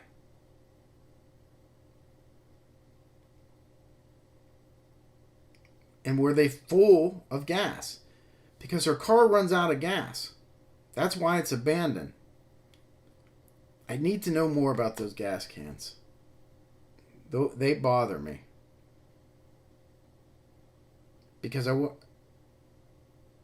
if she was getting them in order to not have to buy gas to put into her car that ran out of gas, okay. If they were empty and she was going to get gas with them, okay. was it the same car, the Sunfire, that supposedly had the decomp smell in it? Because if so, is she putting those gas cans in the back of the car that was already smelling like a dead body? Because there was. If not, if that would mean that Caylee was not dead yet, or dead in another location. You see what I'm saying? We'll have to do some more research on those gas cans in that time period. Buzzy Street. If the kid were drugged to make her sleep, there would be no reason to wrap her head with duct tape. Or her head wasn't wrapped in duct tape. Okay? It was just the mouth. And possibly nose area. And if she did drug Caylee, wrap her head in duct tape, and lock her in the trunk, well, that sounds like murder to me. Either way, the woman is a real piece of work. There's my girl, Colleen Dahlman. The duct tape could have been placed on the child after death to make it look like a kidnapping and subsequent murder. And I never said it wasn't murder. I just stated that I don't believe Casey intended to murder her daughter, just to keep her quiet and out of the way. That's all. I agree with you. Again, I disagree with that because of those 31 days, there was no remorse. To me, it was premeditated murder. But I understand where you come from. Mary Lore, my wild guess is that Casey used the duct tape to make 100% sure she was dead. She was in shock after accidentally killing her and didn't want to do something violent like put a pillow over her face, etc. And probably had duct tape already in the car. It's a good theory. But again, I think it was premeditated. Alright. There's a bunch of questions that I answered. Again, I don't know how many questions and comments are on here. There's quite a bit. I hope to answer most of them. And if I didn't get to them, I'm sorry. But, who knows? Maybe in the future we'll do a follow-up to this case. But I'm really tired of talking about Casey Anthony this week. No doubt in my mind she's guilty of this. And I don't like her. And I hate to say that. I never met her. I won't be that judgmental. If I was younger, I would have said that. But the older I've got, there's people that get on my nerves when I see them. And I say I don't like them. And that is wrong. You never judge a book by its cover. Now, granted, what she did was the most absolute, horrendous, horrible thing ever do in the world. But I'm not the judge of somebody. Would I want to meet her? Absolutely. I'd love to sit down with Casey Anthony and talk and get much like I did with Diane Lake from the Manson family. When I sat down and talked with her and I peppered her with questions about Manson and his psychology and her psychology for staying there when the murders took place and all these things. I did the same thing with Casey Anthony. So, but again, I say that there's certain people, Rosie O'Donnell was one of them, that I just didn't like for whatever reason. But I've come to realize I don't even know the people. How can I hate them? So now, that I am quote unquote famous for my TV shows and this and everything, there's a lot of people that don't like me, and they express it. And I get angry because I'm like, dude, you never even met me. If we went out and had a beer, it might be different. That's what got me to start saying, hey, I can't be judgmental when I've never met somebody. So, but you guys all know what I mean by what I said about, she bothers me. Okay? All right, that's enough for this week. I'm done with Casey Anthony. Look forward to next week where I'm going to do Darlie Routier and what she allegedly did to her two sons, age 5 and 6. And it'll be another emotional, draining week going forward. I hope you're learning. I hope in a way this not only teaches you, but as true crime fans, you are enjoying the content that I'm putting out there. There's not too many people like me on YouTube, I've heard, that have the experience that I have and doing my own show. And the reason I'm doing this is because my own show was supposed to be on ID Discovery, I think, and we had almost a deal worked out with some things, and it didn't work out for whatever reason. And there were some other networks that MTV, believe it or not, was one of them that I was going to have my own show on, and it didn't work out. And I got tired of it not working out. So I said, you know what? I'm not going to rely on the networks. I'm going to do my own show, and I'm going to do it on my own channel on YouTube, and that's why I'm here. Now, I would like to get into, some B-roll footage and videos and editing and all that. So it's not just me sitting here talking. But I'm not a video editor. I don't want to do that. I don't want to do that work. I just want to sit here and give my opinions. Now, if there was somebody out there that maybe was good at video editing and B-roll footage and all those things, something that I would look to do maybe in the future, to turn this into a more of a show instead of a talk show, if that makes sense. So stay tuned, because in the future I see big things for this channel. I might be able going to these locations and doing things too. So stay tuned. So I'm out for this week of, thank God, no more talk of Casey Anthony. So, hey, you know what's next, right? Mains out.